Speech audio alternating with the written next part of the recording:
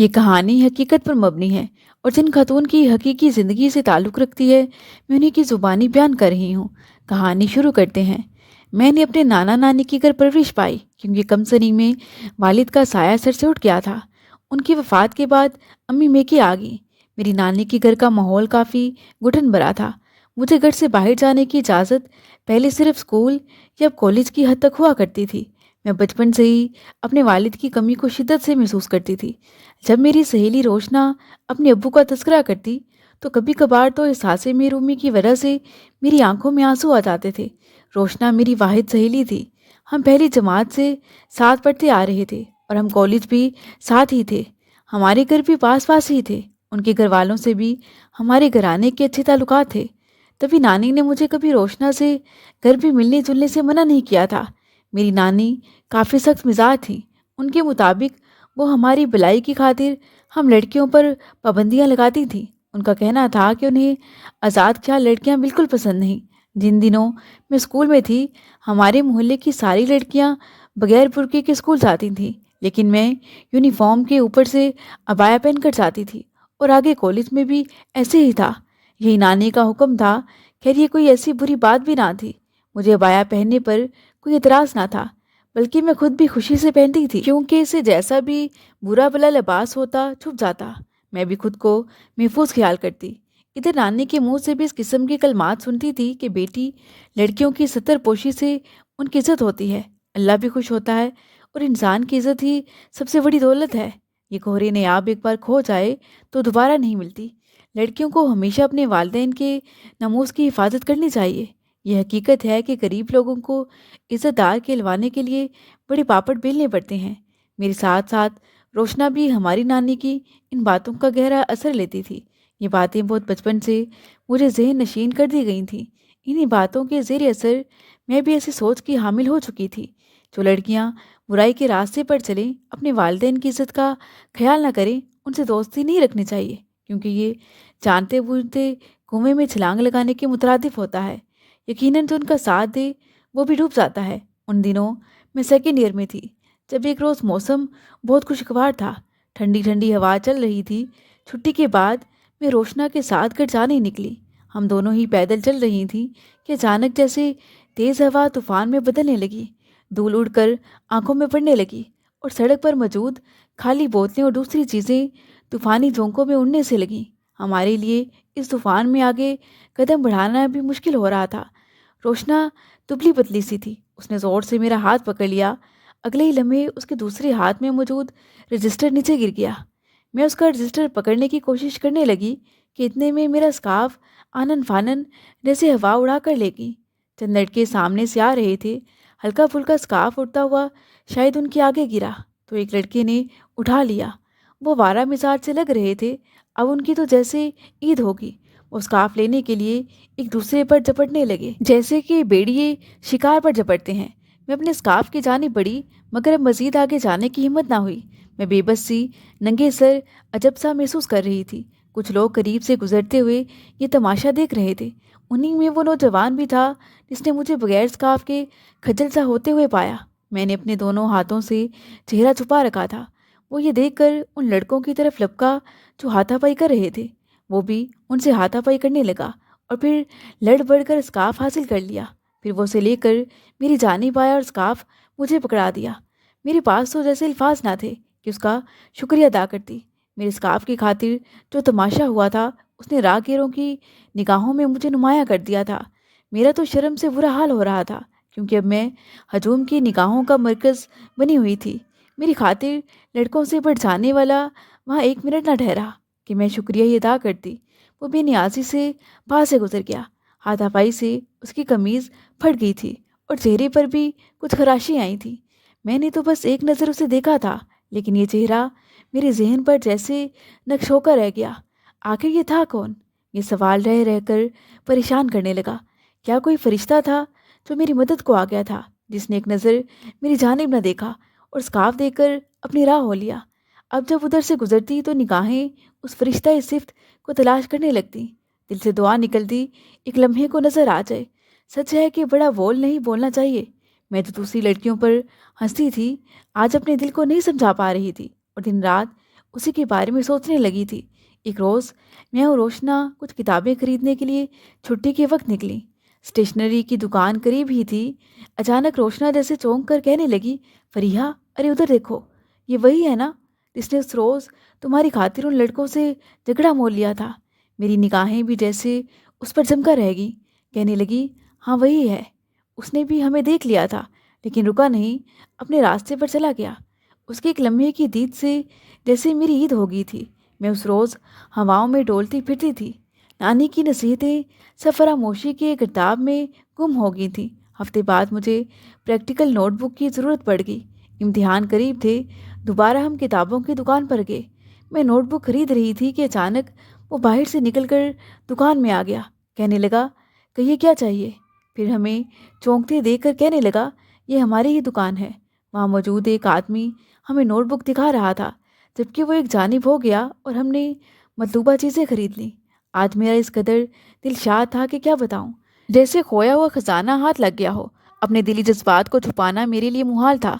रोशना समझ गई कि मैं उसे देख कर निहाल हूँ। दुकान से बाहर निकल कर उसने मुझे सरगोशी में कहा, तहम्मुल से काम लो, सालाना इम्तिहान सर पर हैं, वो दे लो, फिर खुशी मना लेना। तुम्हारी नानी कहीं तुम्हारी चुटियाँ ही ना पकड़ लें। रोशना ने ये कहकर गोया मुझे शर्मिंदा कर दिया था। नानी के कलमात याद आने लगे और मैं सहम गई। बेटी, हमेशा अपनी और ख़ानदान की इज्जत का ख्याल रखना। रोशना अब की कहने लगी, अब मरे हुए जैसा मुंह क्यों बना लिया है। उसकी दुकान का तो पता चल गया है। जब दीदार की ज़रूरत हो और कुछ नहीं तो एक पेंसिल खरीदने के बहाने चली जाना। मैंने थोड़ा सा गुस्सा दिखाते हुए कहा, बकवास मत करो रोशना, तुम्हें दोस्त समझती हूँ, मगर तुम। मैं खामोश हो गई तो वो कहने लगी, अरे भाई, मैंने क्या किया है। मैंने दिल में सोचा, बस अब ये आरजू है कि किसी तरह उसका नाम मालूम हो जाए। सुबह शाम जिसकी यादों में रहती थी उसका नाम तक न जानती थी, और रोशना से कह ना पा रही थी कि उसका नाम तो पूछ लेते। कैसे कहती। हजार बार जिस बात को उसके सामने फजूल और बकवास कह चुकी थी, इस बात को क्यों कर आश्कार करती। नाम पूछने की हिम्मत भी वही कर सकती थी। मैं अंदर अंदर घुटती रही, मगर अपनी उलझन का तस्करा न किया। ताहम मेरे दिल की हालत वो बिन कहे समझ रही थी। उस रोज़ भी हम इंग्लिश का क्लासा लेने गए कि दुकान हमारे कॉलेज के रास्ते में पड़ती थी। एक बुज़ुर्ग दुकान पर बैठे थे और मुलाजिम ग्राहकों को देख रहा था। वो कह रहे थे, मुझे नमाज़ पढ़ने जाना है और मुहिब अभी तक नहीं आया, न जाने कहाँ रह गया है। मुलाजिम कहने लगा, आता ही होगा चचा, कहिए तो घर से बुला लाऊं। अभी उसने ये अल्फाज अदा किए ही थे कि वो दुकान पर आ गया। मुहिब, भाई किधर रह गए थे, अब संभालो दुकान, मुझे नमाज के लिए देर हो रही है। ये कहकर बुजुर्ग चले गए और हमने जान लिया कि मुहिब नाम है मौसूफ का। सच शुक्र कि खुद ब खुद मेरी तमन्ना पूरी होगी। नाम मालूम हो गया, हमारे पेपर्स ख़त्म हुए तो छुट्टियां होगी। तब एक और रोग ने मेरी जान को गुलाना शुरू कर दिया। अपना घर से निकल सकते थे और ना किताबों वाली दुकान जाकर किसी का दीदार कर सकते थे। दिल को समझाया, सब्र करो, भला लड़कियों का बिला ज़रूरत घर से निकलने का क्या मकसद। बचपन से सब्र और तहम्मुल करना सीखा था। आज भी ऐसे ही जीना था जैसे गुजरे कल में जीते थे। एक रोज़ दोपहर को हमारे दर पर दस्तक हुई। अम्मी ने दरवाज़ा खोला तो सामने दो अजनबी खवातीन खड़ी थीं। हुलिये बशरे से किसी अच्छे घराने की लगी। अम्मी कहने लगी, अंदर आ जाइए। और कैसे आना हुआ। ये कहने लगी, बराबर वाले मोहल्ले से आए हैं, मिलाद शरीफ की महफिल है, उसे की दावत देने आए थे। उसने एक पर्चा सा अम्मी को दिया जिस पर महफिल के बारे में लिखा हुआ था।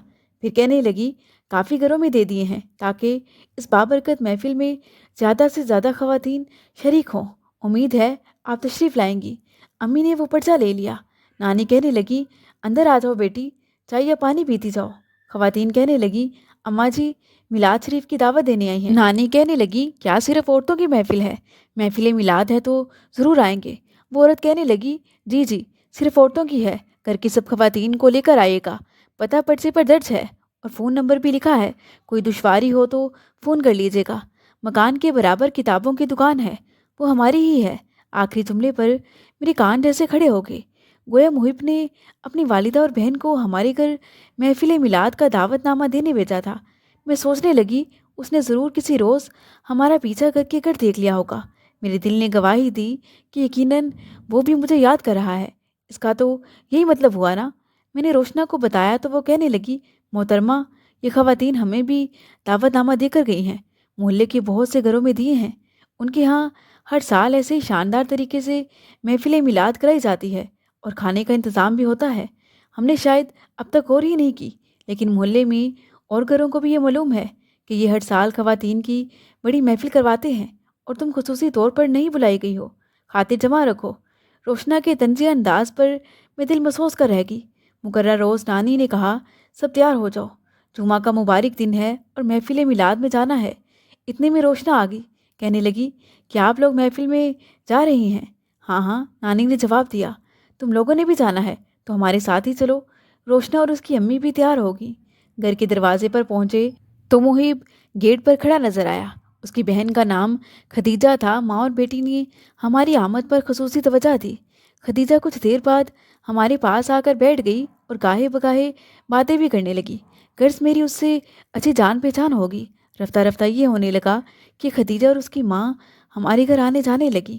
ان سے معلوم ہوا کہ وہ محب کے لیے لڑکی کی تلاش میں تھی۔ گویا محب نے مجھے کچھ نہ کہہ کر بھی وہ سنہرا خواب دکھا دیا تھا کہ جو میں دیکھنے کی آرزو مند تھی۔ اس نے مجھے چپکے چپکے اپنے دل میں بسا لیا تھا۔ میں نے امی سے اصرار کر کے روشنا کے ساتھ کالج میں آگے بھی داخلہ لے لیا۔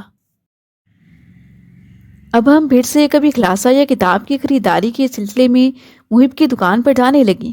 میں اور وہ ایک دوسرے سے کوئی بات نہیں کرتے تھے کیونکہ روشنا ساتھ ہوتی تھی۔ ایک روز جب روشنا اس کی دکان پر کوئی کتاب دیکھ رہی تھی اور ہم سے کچھ فاصلے پر تھی، اس نے موقع دیکھ کر چپکے سے مجھ سے کہا، فریحہ، میں ایک روز ضرور تمہارے گھر آؤں گا، تم سے شادی کر کے اپنے ساتھ لے جانے، پلیز میرا انتظار کرنا۔ یہ جملہ ایک یتیم اور نادان لڑکی کے لیے جیون بھر کا سہارا بن گیا۔ میں اس وعدے کو پتھر کی لکیر سمجھنے لگی۔ روز و شب اسی انتظار میں جینے لگی کہ وہ اپنی ماں کو لے کر میرا رشتہ طلب کرنے آئے گا۔ اس کی بہن بھی ہمارے گھر آتی، مگر میں ان کے ہاں نہیں جا سکتی تھی کہ نانی کی اجازت نہ تھی۔ ہماری نانی کا اتنا روب تھا کہ ماموں اور ممانی بھی ان سے پوچھ کر ہی کوئی قدم اٹھاتے تھے۔ وقت گزرتا رہا۔ جب میں نے BA کے پیپرز دیے تو ماموں امی سے کہنے لگے کہ اب اس کی شادی کر دو، مزید پڑھانے کا مت سوچنا، یتیم بچی ہے، جتنی جلد اس فرض سے سبکدوش ہو جائے اچھا ہے۔ انہی دنوں میرے لیے ایک اچھا رشتہ آیا ہوا تھا اور ماموں کسی صورت یہ رشتہ گنوانا نہیں چاہتے تھے۔ BA کا رزلٹ کارڈ لینے کے بہانے میں اور روشنا گھر سے نکلی۔ مجھے محب سے ملنے کی آرزو تھی، لیکن اس روز وہ مجھے دکان پر دکھائی نہ دیا۔ میرا دل بجھ کر رہ گیا۔ تاہم کالج سے واپسی پر وہ نظر آ گیا۔ میں دکان کی طرف بڑھی جیسے کوئی خود بخود قدموں کو کھینچ رہا ہو۔ روشنا جان بوجھ کر ذرا دور چلی گئی کہ شاید ہمیں بات کرنے کا موقع دینا چاہتی تھی۔ محب مجھ سے کہنے لگا، میری بھی کچھ مجبوریاں ہیں، لیکن میرا انتظار کرنا، میں بہت جلد اپنی امی کو لے کر تمہارے گھر آؤں گا۔ ان الفاظ نے میرے دل کے مدھم چراغ کی لو کو تیز کر دیا۔ جب گھر پہنچی تو عجیب کشمکش کا شکار تھی۔ گھر میں میرے رشتے کے بارے میں باتیں ہونے لگیں۔ ماموں نانی سے کہتے تھے کہ اب دیر کس بات کی ہے، رزلٹ بھی آ چکا ہے، فریحہ کا رشتہ طے کر دو۔ امی کہنے لگیں، چاہے میں پرانے خیالات کی صحیح مگر دین کی پابند ہوں، رشتہ طے کرنے سے پہلے لڑکی سے پوچھوں گی کہ اسے یہ رشتہ قبول ہے کہ نہیں۔ ماموں کہنے لگے، اماں، اپنے کزن کا بیٹا ہے اور لاکھوں میں ایک ہے، خوبصورت ہے، اچھا کاروبار ہے اور سب کا دیکھا پالا ہے۔ جب بڑوں نے فیصلہ کر دیا ہے تو فریحہ کیوں انکار کرے گی؟ اور نفیس میں کوئی عیب وغیرہ بھی نہیں ہے، آگے کسی سے شادی تو کرنی ہی ہے۔ نفیس سے بہتر تو میری نظر میں کوئی نہیں ہے۔ ماموں کے الفاظ سن کر میں پریشان ہو گئی۔ مجھے نفیس میں کیا دلچسپی؟ میرے خوابوں کا سوداگر تو محب تھا۔ سوچا جب نانی اور امی اندیاں لیں گی تو میں امی کو نفیس کی بجائے خدیجہ کے بھائی کا نام بتا دوں گی۔ امی مجھ سے پیار بھی بہت کرتی تھیں، مگر جب ماموں کے سامنے نانی نے مجھ سے نفیس کے بارے میں رائے لی تو میں ماموں کے لحاظ کے مارے کچھ نہ بول سکی اور خاموشی اختیار کیے رکھی۔ پھر سوچا کہ اپنی ماں سے دل کی بات کہہ دوں گی۔ اگلے روز خدیجہ آ گئی۔ اس نے مجھ سے ہمارے گھر کا فون نمبر لیا تاکہ وہ میرا محب سے رابطہ کرا دے، لیکن بعد میں اس نے رابطہ نہ کرایا۔ میں پریشان تھی کہ کیسے اسے بتاؤں کہ گھر والے میرا رشتہ طے کر رہے ہیں، لہٰذا تم اپنی والدہ کو لے کر آ جاؤ۔ آخرکار روشنا ہی کا سہارا لینا پڑا۔ میں نے اسے کہا کہ محب سے رابطہ کرو اور اس کو صورتحال سے آگاہ کر دو، ایسا نہ ہو کہ دیر ہو جائے، کیونکہ گھر والے ابھی تو میری مرضی پوچھ رہے ہیں۔ بغیر محب سے رابطہ کیے میں ان کو کیا جواب دوں؟ روشنا سمجھ گئی کہ معاملہ سنجیدہ ہے۔ اس نے وعدہ کیا کہ وہ اس سلسلے میں میری مدد کرے گی۔ میری یہ دوست ایک روز بطور خاص مقصد محب کی دکان پر گئی اور اس کو بتا دیا کہ فریحہ کے رشتے کی بات اس کے کزن سے چل رہی ہے، اگر تمہیں رشتہ لینا ہے تو اپنے گھر والوں کو بھیج دو۔ وہ کہنے لگا ٹھیک ہے، میں جلد بھیج دوں گا۔ ادھر میں نے امی کو کسی طرح روکا کہ ابھی کچھ دیر صبر کریں، اتنی جلدی کیا ہے ان لوگوں کو جواب دینے کی، مگر اس بات کو بھی ایک ماہ بیت گیا۔ محب نے رابطہ کیا اور نہ ہی اپنی والدہ کو بھیجا۔ میں پریشان رہنے لگی کیونکہ گھر میں اب ان لوگوں کو ہاں کہنے کی باتیں کھلم کھلا ہونے لگی کہ آخر اب کس بات کا انتظار ہے۔ ادھر میں سوچ رہی تھی کہ آخر محب کیوں دیر کر رہا ہے، کہیں اس نے مجھ سے مذاق تو نہیں کیا تھا۔ جب ہمارے گھر میں بات بڑھنے لگی تو مجبور ہو کر میں نے خود کسی طرح محب کو اس کی دکان پر فون کیا، کیونکہ روشنا اس کے ملازم سے دکان کا نمبر معلوم کر آئی تھی۔ اتفاق سے محب نے ہی فون اٹھایا۔ میں نے بتایا کہ گھر والے میرا رشتہ طے کر رہے ہیں، آخر میں کب تک روکوں؟ آپ کیا سوچ رہے ہیں اب تک؟ اب کہ وہ کہنے لگا بہت جلدی تمہارے گھر والوں نے فیصلہ کر لیا ہے، گھبراؤ مت، میں 2-4 روز میں امی کو لے آؤں گا۔ پھر یہ 2-4 روز بھی گزر گئے۔ ادھر میرے ٹالنے کو اب امی بھی جیسے سمجھنے لگی تھی۔ میں اب دن رات دعا کر رہی تھی کہ محب اپنی والدہ کو لے آئے، پھر سوچتی کہ ہو سکتا ہے وہ گھر والوں کو منا رہا ہو اور وہ مان نہ رہے ہوں۔ میں نے پھر اسے فون کیا کہ تم کہتے تھے کہ جلد ہم لائیں گے، میرا انتظار کرنا۔ محب میں تو تمہارا عمر بھر بھی انتظار کر سکتی ہوں، مگر میرے گھر والے انتظار نہیں کریں گے۔ آخر تمہاری والدہ ابھی رشتہ مانگ لیں تو میں رو دھو کر اپنی امی کو ایموشنل کر کے جیسے تیسے منا لوں گی۔ اب اس سے زیادہ کھل کر میں اور کیا کہہ سکتی تھی۔ وہ کہنے لگا فریحہ پلیز کچھ روز کسی طرح یہ معاملہ سنبھال لو، میں آج ہی امی سے دوبارہ بات کرتا ہوں اور ان کو راضی کرتا ہوں۔ میرے رشتے کے لیے ہاں کہہ دی گئی، مگر محب کے گھر والے رشتہ لینے نہ آئے۔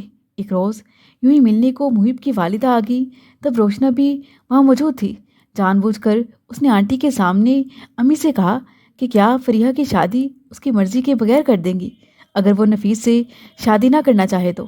امی کہنے لگی ہرگز نہیں، میری ایک ہی بچی ہے، اس کی خاطر ہی تو میں نے بیوی کاٹی ہے، میں کیوں اپنے یتیم بچی پر زبردستی کروں گی؟ ظاہر سی بات کہ ہم اس کی شادی میں اس کی مرضی کو بھی ملحوظ رکھیں گے۔ حیرت کی بات کہ میری امی کے منہ سے یہ الفاظ سن کر بھی محب کی والدہ خاموش رہیں، جیسے وہ اپنے بیٹے اور میری پسند و مرضی سے قطعی ناواقف ہوں۔ میری منگنی کی تاریخ طے ہوگی۔ محب نے مجھ سے رابطہ کیا اور کہا کہ کل پرسوں تک ہم رشتے کے لیے آنے والے ہیں۔ میں نے روشنا سے کہا اب کیا کروں؟ اس نے سمجھایا کہ تمہارے گھر والے جو کر رہے ہیں ہونے دو، محب اس معاملے میں سنجیدہ نہیں لگتا، تو اپنے گھر والوں کو ناخوش نہ کرو، اب بس خاموش رہو، اللہ نے چاہا تو اسی میں تمہاری بہتری ہوگی۔ روشنا کی بات میں واقعی وزن تھا، لہٰذا میں نے آنسو بہائے اور دل پر پتھر کی سل رکھ لی کہ اس کے سوا کوئی چارہ بھی نہ تھا۔ ادھر نفیس کے والدین کہنے لگے اب منگنی وغیرہ چھوڑیں، شادی کی تاریخ رکھ لیتے ہیں۔ ہمارے گھر والے بھی اس سے متفق ہو گئے۔ یوں گھر میں میری شادی کی تیاریاں ہونے لگیں۔ جوں جوں شادی کے دن قریب آ رہے تھے میں بجھتی جا رہی تھی، خوش ہوتی بھی کیسے کہ میں اس شادی پر بالکل خوش نہ تھی۔ اس کی جھوٹی آسوں کے باوجود میرا دل آج بھی محب کے لیے دھڑک رہا تھا، جو کہتا تھا کہ میرا انتظار کرنا، ہم رشتہ لینے ضرور آئیں گے۔ میری شادی سے کوئی 15 روز پہلے محب اپنی والدہ اور بہن کے ہمراہ ہمارے گھر آیا۔ وہ لوگ رشتے کی بات کرنے آئے تھے۔ ماموں اور نانی حیران تھے۔ نانی کہنے لگی ہماری بچی کی تو شادی کی تاریخ بھی رکھ دی گئی ہے، اور بیٹی تمہیں تو معلوم بھی ہے، پھر تم میری نواسی کا رشتہ مانگنے آئی ہو، یہ تو بہت حیرت کی بات ہے، اب تو رشتے کا سوال ہی پیدا نہیں ہوتا۔ یہ جواب سن کر محب کی امی بہت افسردہ ہوئیں، پھر کہنے لگی اماں جی افسوس کہ میرے بیٹے نے بہت دیر کر دی، یہ پہلے ہی مجھے بتا دیتا تو ہم وقت پر آ جاتے۔ اس نے 3 روز پہلے ہی مجھے بتایا ہے کہ آپ کے ہاں رشتے کے لیے جانا ہے۔ میں تو بالکل نہیں آنا چاہتی تھی، ظاہر سی بات کہ جانتی تھی کہ یہ کوئی ٹائم نہیں رشتہ طلب کرنے کا، مگر بیٹے کے مجبور کرنے پر آ گئی ہوں۔ کاش اس نے پہلے ہی مجھ سے کہا ہوتا، مجھے تو آپ کی بچی بہت پہلے سے پسند تھی۔ والدہ کی یہ باتیں سن کر محب کا بھی رنگ اڑا تھا کہ آپ کیا بول رہی ہیں۔ محب کی والدہ کے اس انکشاف پر میں بھی دنگ رہ گئی۔ اللہ جانے آنٹی مصلحتاً ایسا کہہ رہی تھی کہ واقعی یہ بات صحیح تھی۔ بہرحال وہ اٹھتے وقت مبارکباد دے کر چلی گئیں۔ ہمارے گھر سے انکار پر محب کا عجیب رد عمل تھا۔ فوراً اس نے روشنا سے رابطہ کیا، اس کو دکان پر بلا کر ایک خط دے کر کہا یہ میرا پہلا اور آخری خط ہے، اللہ کے واسطے فریحہ تک پہنچا دو۔ مگر روشنا نے انکار کر دیا، یہ کہہ کر کہ اب اس قسم کے جذباتی خط کا کوئی فائدہ نہیں۔ اس نے آ کر مجھے بھی یہ بتایا تھا۔ پھر محب نے ایک بچے کا سہارا لیا، کہ جو اس کا بھانجا تھا اور اپنی نانی کے ہمراہ کبھی کبھار ہمارے گھر آتا تھا تو اب میری ماموں کے بچوں کے ساتھ کھیلنے بھی آ جاتا تھا۔ شادی سے 2 روز پہلے جب میں کمرے میں کپڑے استری کر رہی تھی، محب کا بھانجا میرے پاس آیا اور جیب سے نکال کر خط مجھے پکڑا دیا، ساتھ ہی مجھے خاموش رہنے کا اشارہ کیا کہ جیسے کوئی راز ہی لے کر آیا ہو۔ میں نے استری بند کی اور خط پڑھنے لگی۔ خط پڑھتے ہی میں پریشان ہو گئی۔ اس نے لکھا تھا، تم نے تھوڑا سا انتظار نہ کیا اور اب تم میری زندگی چھین لینے کا باعث بنو گی۔ اگر تم کسی اور کی دلہن بن گئی تو میں تمہارے سسرال آ کر اپنی جان دے دوں گا، ورنہ جیسے بیٹھی ہو ابھی اسی وقت شاد باغ پہنچو، میں گاڑی لیے تمہارا منتظر ہوں، ہم اپنی نئی زندگی کی شروعات خود کریں گے۔ میں پہلے کیا کم پریشان تھی تو اس کی ایسی تحریر نے میرا دماغ معاف کر ڈالا۔ کاش وہ مجھے یہ خط نہ دیتا تو شاید میرے دل کو سکون رہتا۔ میں اب کوئی ایسا قدم نہیں اٹھا سکتی تھی جس ماں نے میری خاطر بیوگی کی زندگی کاٹی، میں اس کی عزت کے ساتھ بھلا کیسے کھیل سکتی تھی۔ میں نے اپنے دل کو سمجھا لیا کہ اب جو بھی ہو میں خاموشی سے دلہن بن کر نفیس کے ساتھ چلی جاؤں گی۔ مقررہ روز مجھے سجا سنوار کر دلہن بنا دیا گیا، مگر میرے دل کی کیفیت میں ہی جانتی تھی۔ دل میں اس قدر خوف تھا کہ اگر محب نے واقعی کچھ کر لیا تو میں تو ساری زندگی اس کا غم نہیں بھلا پاؤں گی۔ میری شادی ہو گئی اور میں سسرال آ گئی، مگر مجھے نہیں معلوم تھا کہ ابھی میری زندگی میں کیا کیا ہونا باقی تھا۔ نفیس بہت اچھے انسان تھے، مگر میرا دل انہیں قبول نہ کرتا تھا۔ مجھے ہر وقت ایک دھچکا سا لگا رہتا تھا۔ میں ان سے بھی بے رخی سے بات کرتی مگر وہ برا نہ مانتے۔ رفتہ رفتہ جیسے جیسے وقت گزرتا گیا انہوں نے اپنی محبت اور توجہ سے میرے دل میں گھر کر لیا۔ میرے لیے بھی محب کی یاد کو دل سے نکالنے کا ایک یہی حل تھا کہ شوہر سے دل لگا لوں۔ خدا نے شادی کے بعد ان کے کاروبار میں بھی بہت برکت ڈال دی۔ ہمارے گھر کسی چیز کی کمی نہ رہی۔ نفیس نے بھی مجھے ہر خوشی دینے کی کوشش کی۔ ان کے باقی بھائی الگ رہتے تھے، یوں نفیس نے پرانا مکان فروخت کر کے ایک چھوٹا سا بنگلہ خرید لیا۔ ہماری زندگی میں کمی بس ایک چیز کی تھی، وہ یہ کہ شادی کو 5 سال گزر گئے مگر اولاد نہ ہو پائی۔ وہ تب بھی مجھے بے حد چاہتے۔ میں بھی اب دل سے ان کی قدر کرتی تھی اور سوچا کرتی تھی کہ شاید اللہ نے نصیب میں بہتر لکھا تھا، تبھی ایسے اچھے انسان سے شادی ہوگی۔ وقت گزرتا رہا مگر ان کی محبت میں کوئی کمی نہ آئی۔ لوگ کہتے ہیں کہ جس شادی شدہ عورت کی کوکھ سے اولاد نہ ہو اس کی زندگی ادھوری ہوتی ہے، مگر میں ہر ایک سے کہتی تھی کہ ایسا نہیں ہے۔ روشنا کہا کرتی تھی، اپنا اچھے سے علاج کرواؤ، مرد ذات کا تو یوں بھی کوئی اعتبار نہیں، اولاد نہ ہو تو پھر تو ویسے ہی انہیں بہانہ مل جاتا ہے۔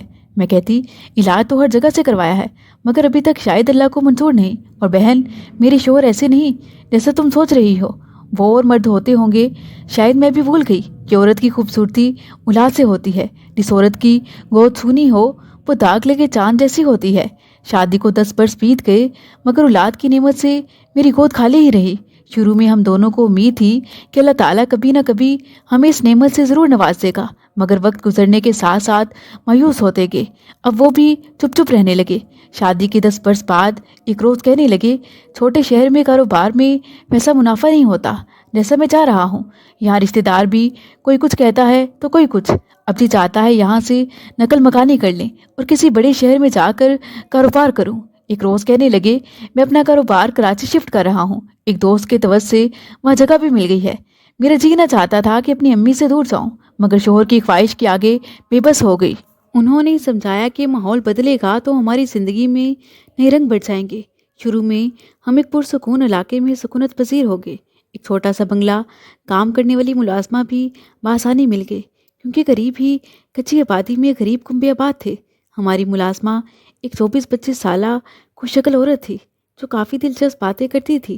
وہ صبح سویرے آ جاتی اور شام تک میرے پاس رہتی۔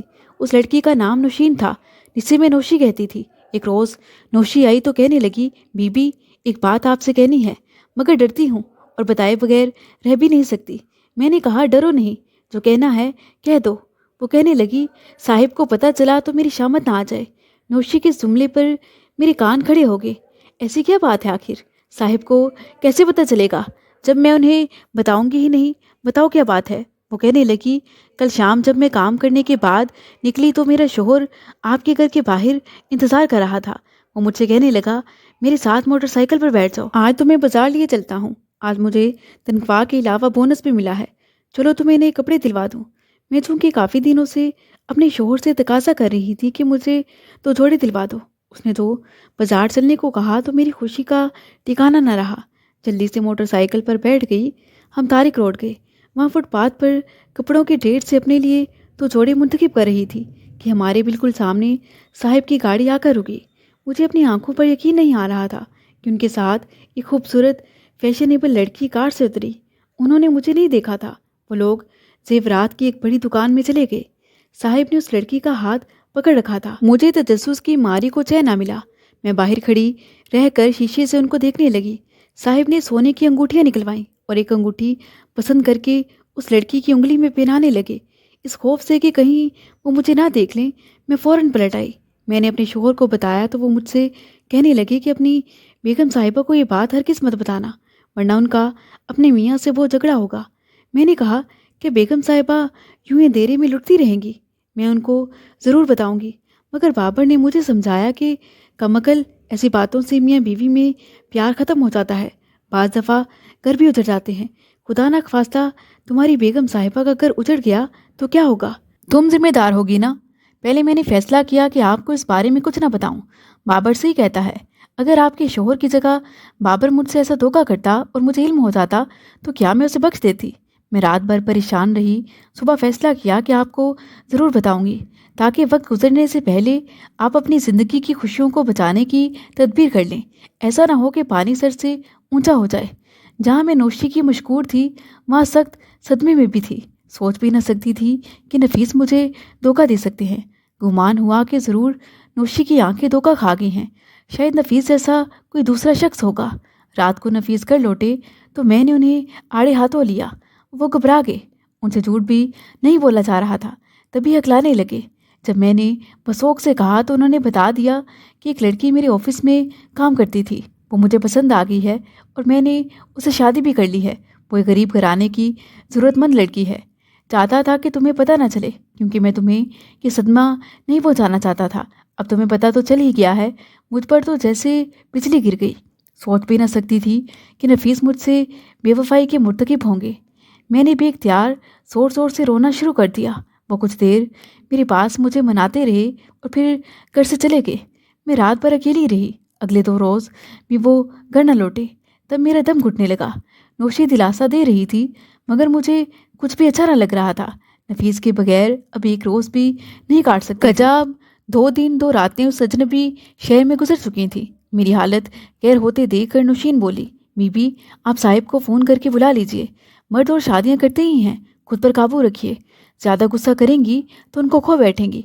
हो सकता है उन्होंने औलाद की वजह से की हो। औलाद तो हर मर्द की ख्वाहिश होती है। सोचने लगी ये तो सच था कि वो खुद भी अब औलाद की कमी को महसूस करने लगे थे। मैं खुद उन्हें बुलाने का बहाना ढूंढ रही थी। लगता था अब नहीं आएंगे तो मर जाऊंगी। उसी रोज़ उन्होंने फ़ोन किया। मैंने हेलो कहा और हेलो कहते ही फूट फूट कर रोने लगी। उन्होंने कहा अगर हौसले से मेरी बात सुनो तो मैं आ जाता हूँ। फिर 1 घंटे में वो आ गए। गाड़ी का हारन सुनकर मुझे लगा जैसे मेरे बदन से निकली रूह दोबारा अपने ठिकाने लौट आई हो। नौशी ने गेट खोला।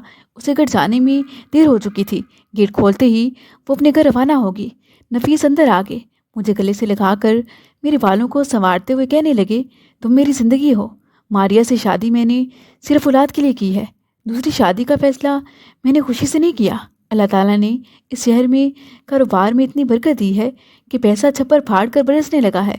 कोई दौलत का वारिस तो हो जो हमारे बुढ़ापे का सहारा बने। और मैंने मारिया से शर्त रखी है कि जो पहली औलाद होगी वो मेरी पहली बीवी की होगी। इस तरह तुम्हारी ममता को भी तस्कीन मिल जाएगी और मुझे वारिस मिल जाएगा। यकीन करो मेरे और तुम्हारे प्यार में कोई कमी नहीं आएगी, बल्कि ये और भी बढ़ जाएगा। मारिया की हैसियत मेरे नज़दीक खाक और तुम्हारी हैसियत उसकी मालिका जैसी होगी। ये सारी कहानी सुनकर मैं खामोश हो रही। अब कहने सुनने को क्या रहा था। नफीस शादी कर चुके थे। अब मेरी मर्जी से भला क्या फ़र्क पड़ता था। दूसरा मैं भी तो मुकम्मल ना हो पाई थी।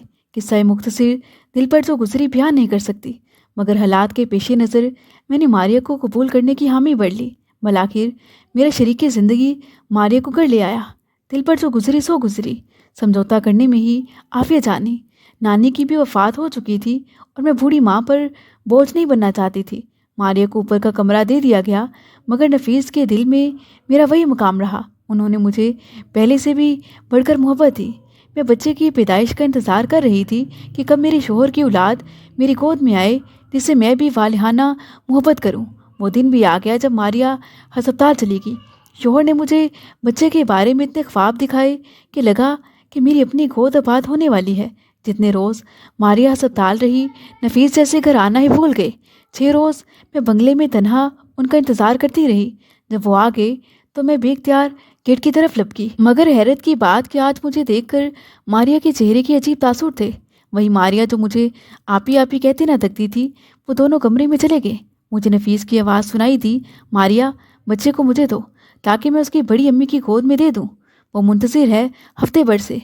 मगर मेरी सोतन ने यह कहकर जैसे तेज़ खंजर मेरे दिल में उतार दिया, मैं अपने बच्चे को हरगिज़ किसी को ना दूंगी। ये सुनकर मैं हैरान होकर रह गई। जाहिर के नफीस भी बेबस हो गए। वो मेरे पास आए और धीमी आवाज़ में कहने लगे, कैसा लगा तुम्हें अपना बेटा? दरअसल उसके दूध पीने का वक्त हो रहा है, वो दूध पिला ले तो मैं मुन्ने को तुम्हारे पास लाता हूँ। किस्सा मुख्तसर, बच्चे की पैदाइश से पहले तक नफीस ने मसावात कायम रखी, बल्कि हर बात पर मुझे उस पर फोकिया देते थे। मगर जब से बेटा हुआ था, वो मेरे पास बेदिली से आधी रात के बाद आते। कहते अयान सो नहीं रहा था, मैं उसे बहला रहा था। कुछ दिनों बाद मारी अपनी माँ के घर चली गई। मैं खुश थी कि अब नफीस उसकी गैर मौजूदगी में ये वक्त मेरे साथ गुजारेंगे, मगर मेरी उम्मीदों पर पानी फिर गया। वो दफ्तर से सीधे उधर चले जाते। कहते अयान की याद सता रही थी। सोचा एक नज़र देख लूँ तो फिर ही घर जाऊँ। यूँ आधी रात को घर पहुँचते मारिया वापस आ गई। अब वो नफीस के साथ अक्सर बाहर जाती। कभी ये कि अयान को डॉक्टर को दिखाना है, आज उसके कपड़े खरीदने हैं, आज उसे उसकी नानी से मिलाने ले जाना है। मैं इंतज़ार करती रह जाती और वो मारिया की माँ के घर से रात का खाना खाकर ही लौटते। रफ्ता रफ्ता उन्होंने मेरे साथ झूठी मोहब्बत दिखाना भी छोड़ दी। अगर कभी मुझे बाहर ले जाते तो बार बार घड़ी देखते। कहते तो खरीदारी करनी है, जल्दी कर लो। घर में मारिया और अयान अकेले हैं, कहीं उनको हमारी ज़रूरत ना पड़ जाए। बच्चा छोटा है, अकेले मारिया ख्याल नहीं रख सकती। अयान पाँव पाँव चलने लगा। मैं उसे देखती तो जी करता उठा लूँ, उसके नन्हे मुन्ने वजूद से अपनी गोद पढ़ लूँ। अगर मैं कभी उठा लेती तो सोतन उसे ज़रा देर बाद ही मेरी बाजुओं से उचक लेती। अब मारिया नफीस को मेरे खिलाफ भड़काने लगी और वो मुझ पर गुस्सा करने लगे। एक बार तो हाथ तक उठाने पर आ गए। नौबत यहाँ तक आ पहुँची कि मुसलसल तन्हाई ने मुझे जहनी मरीज़ बना दिया। पहले तो किसी ने मेरी जहनी अबतरी पर तवज्जो न दी, जैसे कि इस मुकम्मल फैमिली में मैं एक फालतू शय थी। मगर जब मुझ पर दौरे पड़ने लगे तो मुझे मेके भिजवा दिया। अम्मी मेरा हाल देखकर रो पड़ी। वो मुझे ज़हनी अमराज के माहिर डॉक्टर के पास ले गई। उसने मेरा हाल सुना। उस डॉक्टर की कोशिशों से रफ्ता रफ्ता मेरी हालत में बेहतरी आने लगी। तब वो मुझसे कहने लगी कि आप नफीस को बुलाने की कोशिश करें, उसे तलाक ले लें और नई ज़िंदगी शुरू कर दें। यही आपके दुखों का इलाज है। मैंने कहा, मैं नफीस से तलाक नहीं लूँगी, वो खुद दे दें तो भी मुझ बान से कौन शादी करेगा। मुझे ज़िंदगी में बार बार जो दर्द मिला है, अब दूसरी शादी का तो तसव्वुर भी नहीं कर सकती। कुछ रोज़ बाद एक लिफाफा पोस्टमैन ने लाकर मेरी वालिदा को दिया। कि नफीस की तरफ से तलाकनामा था और वजह मुझे ज़हनी मरीज़ बताया गया था। मैं एक बार फिर सदमे से दोचार होगी। उसी डॉक्टर ने मुझे धीरे धीरे हकीकत तस्लीम करने पर आमादा किया। समझाया कि एक शख्स पर ज़िंदगी ख़त्म नहीं हो जाती। उनकी नज़र में एक अच्छा शख्स है जो उनका बहनोई है। उसकी बीवी यानी डॉक्टर की बहन का कुछ अरसे से इंतकाल हो चुका था। 3 छोटे छोटे बच्चे ममता से महरूम थे। बच्चों के बाप को ऐसी खातून की तलाश थी जो उन बच्चों को माँ का प्यार दे सके। बाप की तरफ से उन बच्चों को पैसे या दौलत की कमी ना थी, मगर माँ का प्यार दौलत के बदले खरीदा नहीं जा सकता। ये वही उनको दे सकेगी जिसके अंदर खुद औलाद और ममता की प्यास हो। एक दिन उन्होंने मुझे उन बच्चों से भी मिलवाया। वो बहुत प्यारे प्यारे और मासूम थे, मगर अफसुर्दा से लगे। मैंने प्यार किया तो खुश से हो गए। फिर डॉक्टर साहिबा अक्सर ये बच्चे मेरे पास लाने लगी। मुझे उनसे प्यार महसूस होने लगा, मगर दिल दूसरी शादी पर आमादा ना होता था। मेरा हर इंसान से जैसे इतवार भी उठ चुका था। अम्मी और मामू बार बार समझाते कि वक्त के साथ साथ सारे जख्म बढ़ जाते हैं। माजी के साथ चिमटे रहना का मकलों का शेवा है। अपनी सोच को बदलने की कोशिश करो। माँ कहती, मर्द को औरत से मोहब्बत नहीं होती, उसे घर बार संभालने वाली की ज़रूरत होती है।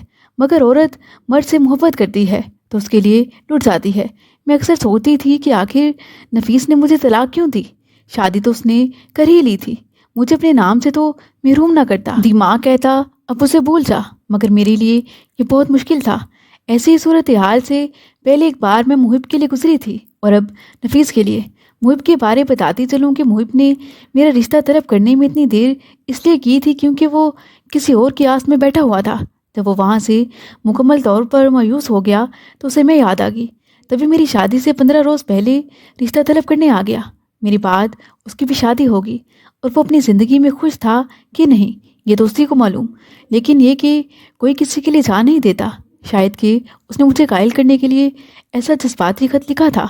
अम्मी ने मुझे दूसरी शादी पर आमादा किया और फिर अपने आंसुओं से राम किया कि मैं सर झुकाने पर मजबूर होगी। मैं आमिर की मनकूहा बन गई, उसके 3 बच्चों की माँ का रूप धार लिया। उन बच्चों की मासूम बातों ने रफ्ता रफ्ता मेरी सोचों में शहद घोलना शुरू कर दिया। आज मेरे बच्चे मेरी आंखों की ठंडक हैं। मैं उनके बगैर नहीं रह सकती और ना वो मेरे बगैर रह सकते हैं। अब मैं बाँझ रही हूँ और ना आमिर के बच्चे बिन माँ के कहलाते हैं, क्योंकि हर औरत के अंदर एक माँ पोशीदा होती है जिसको बस दरियाफ्त करने की ज़रूरत होती है। मज़ीद दिलचस्प सच्ची कहानियों के लिए चैनल को सब्सक्राइब करें।